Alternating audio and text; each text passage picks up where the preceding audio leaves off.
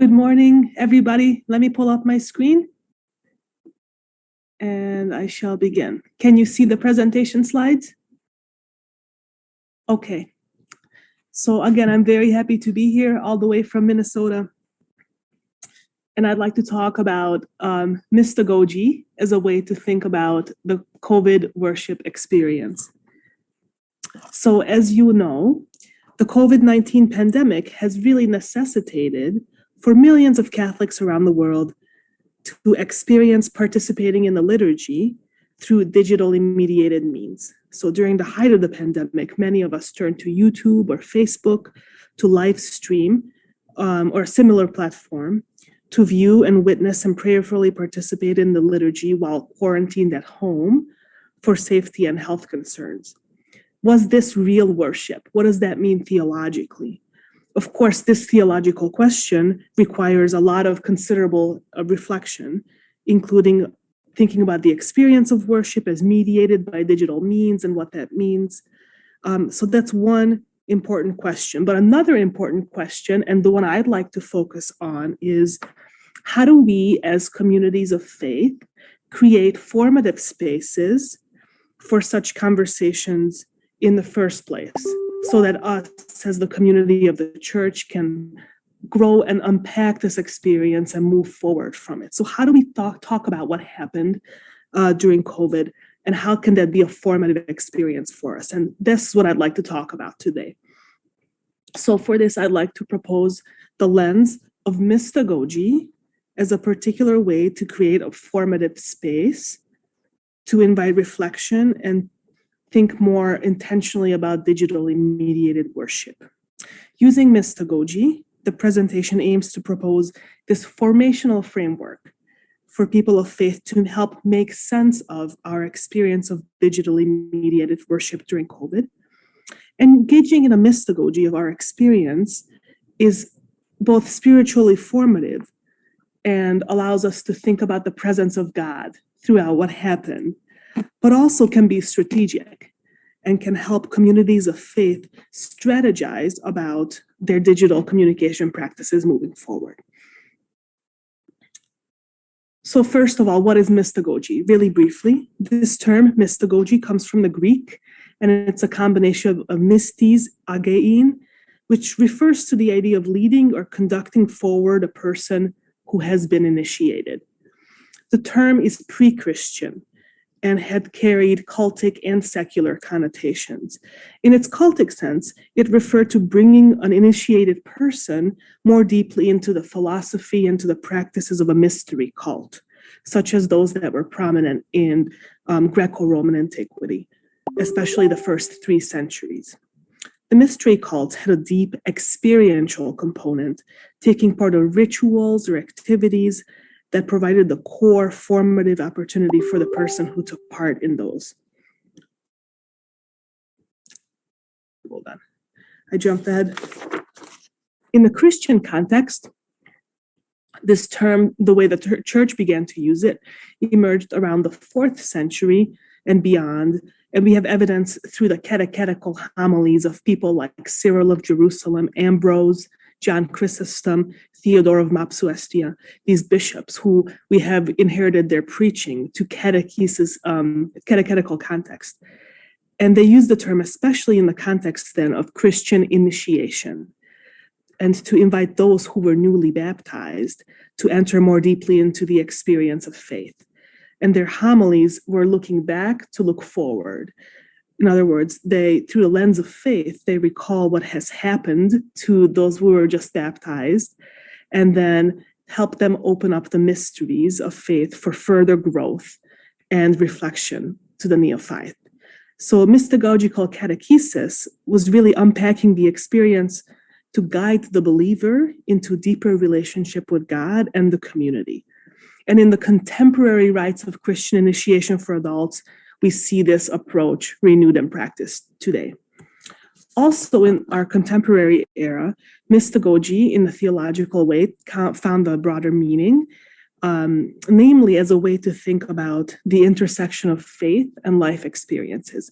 Karl Rahner, for example, proposed mystagogy as a lens to help think about how the human experience connects with the mystery of God, especially through grace. And how does that guide one more deeply into the church? So a broader way that he used that term. Other contemporary approaches include, of course, religious experience as an overall mystagogical process, an invitation to reflect on life and grace in an ongoing, lifelong sense. In the most recent Christian and post-Christian and secular context, mystagogy has also emerged as a relevant way to think about religious experience as a whole, though not necessarily as a way to initiate people into a community at the same time, but really more like deep meaning making. And this is the work, for example, of Bert Robin and Schambeck out of Germany. So sufficient to say that through this evolution, mystagogy has carried with it a number of key elements which are helpful for us to think further about. So regardless of where it was along the timeline, mystagogy has tended to involve invitation and initiation, the importance of experience, the importance of guidance and accompaniment of others to help expose the mystery or guide and join participants through the religious experience. Mystagogy also involves deep meaning making based on that experience and guiding people toward a deeper commitment to community, ongoing growth and deeper engagement with those around them, a deeper sense of mission, a deeper sense of religious identity, and a deeper sense of commitment in relationship to the divine. I have a couple of reasons why I'd like to propose that mystagogy is a helpful lens for us to think about the COVID experience. To me, this is a salient term for thinking about what happened during COVID, because at the heart of the COVID experience that we're talking about is worship experienced as a sacramental action, albeit through these digitally mediated means. So it was an experience of a sacred mystery, even though it's through our screens. So how do we think about that?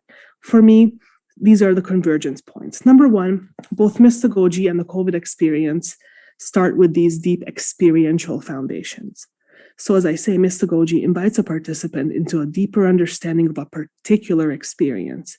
So rather than thinking about theory first, mystagogy starts with experience in a way that leads into deeper meaning making and deeper engagement with the community or the context of the experience. So also, when it comes to digitally mediated worship during COVID, the experiential foundations of living through the pandemic are undeniable. This may be the same with your experience, but whenever I saw or connected with people during that time, they were always telling their COVID stories, what was happening in their household, how they did Sunday Mass with the screens. So it starts with thinking about the experience, telling the story of it. So as a whole, reflecting about digitally mediated worship during COVID is by and large revisiting an experience and thinking about what happened during that time through various lenses. So to me, that's the first connection point. Second, it's not just experience, it's a religious experience. So as I was saying, mystagogy has pre-Christian, pre-cultic origins, but as we appropriated the term in the Christian tradition, we talk about it particularly as a way to think about religious experience in particular, and sacred action in the context of the liturgy, most particularly. When it comes to mystagogy in the ecclesial sense, there are two constitutive elements to it. There's the sacred action itself, the celebration of the sacrament, and then the reflection and explanation that takes place around it. Both of these are mystagogical. And so both the experience of liturgical action and the explanation of instruction can communicate mystery. So during our COVID pandemic, many of our, as you know, digitally daily interactions were mediated all of a sudden, whether it was entertainment, shopping, education, socializing, but also it came to be that we found our religious experiences by and large mediated through these screens. So worship became this unique experience. And so mystagogy gives us a sense, a way to think about sacred action through experience through this context. The third convergence is that mystagogy and the COVID experience both involved an element of mystery. Invitation into mystery is elemental to mystagogical thinking. This means that the full meaning of the sacred action cannot be exhausted, and that explanation, instruction, or conversation about the experience of sacred action is not meant to provide neat and ready answers or solutions. Instead, mystagogy proposes reflection around the experience of sacred action in such a way to open up conversation space that leads participants into embracing ambiguity and growth toward deeper meaning making, all the while continuing to engage in the experience of sacred action. Mystagogical meaning making is dynamic. It's oriented toward metanoia and growth, a deepening of relationship with God and with community. It's lifelong and doesn't get completed or solved. In mystagogy, there's always a new element of mystery to explore, a new facet of convergence of life and faith. So when it comes to worship during COVID, many of the elements of this kind of particular religious experience were likewise ambiguous and led to a recognition of questions and of divine mystery without a necessary neat and ready solution. In a way, we're still thinking about those questions. So, for example, how is it that God is really present in this sacred action, both on the altar, but also in my living room? How is it that God's mediated presence is different in terms of the sacramental action from my home during this time of worship? Or what does it mean that God is present in my home at all during this time of worship? How can that be? What does that mean for my home life? Or a tougher question, if God is present in my home during this time of worship, why worship at a church after pandemic? So these are all complex questions to think through.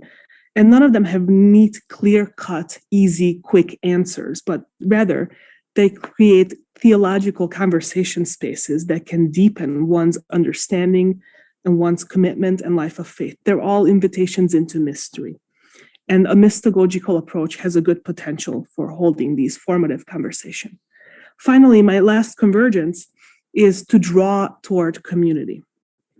Mystagogy, specifically in the Christian context, is an ecclesial process. It's a process of the church's response to searching for deeper meaning in the sacred action.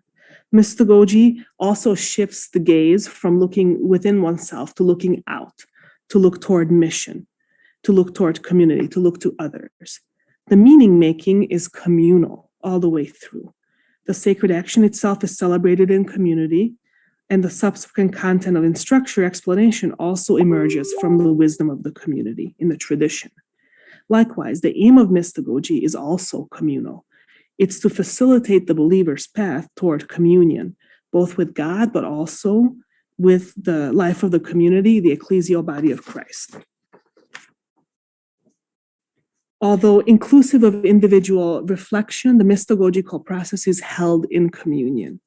When it comes to the experience of worship during COVID, perhaps I think the most fundamental question was that of communion as well.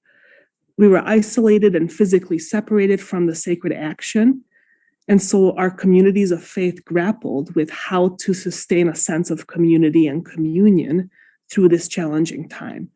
And mystagogy, I think, is a salient concept to anchor this connection toward communion during a time of physical separation.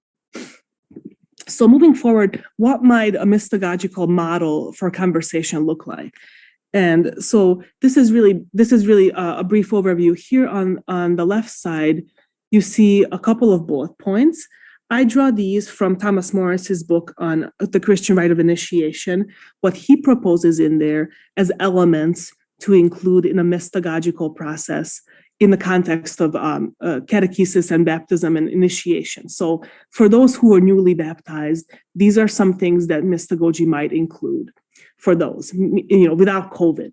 Meditating on scripture, gathering to discuss the experience, personal prayer and reflection, sharing in the Eucharist, going to engage in liturgical planning, perhaps, offering public witness on a new life of faith, engaging in fellowship and mission. So as I say, for someone who's newly baptized, these might be ways to think about how to do mystagogy with them in that particular way of church. So I took this as a model, and I began to think about what might be a way to help the church reflect on the COVID experience using some of these same elements. So like I say, these are for initiation process, but they can be a way to give us a broader pedagogy. So I was saying along these lines, these might be some of the elements we could use to engage in mystagogy about what happened during COVID on the left side. So to me, these fall into three categories, and they are more broadly story, reflection, and mission. And I match the colors of the elements to where I see a story element, reflection element, or mission element.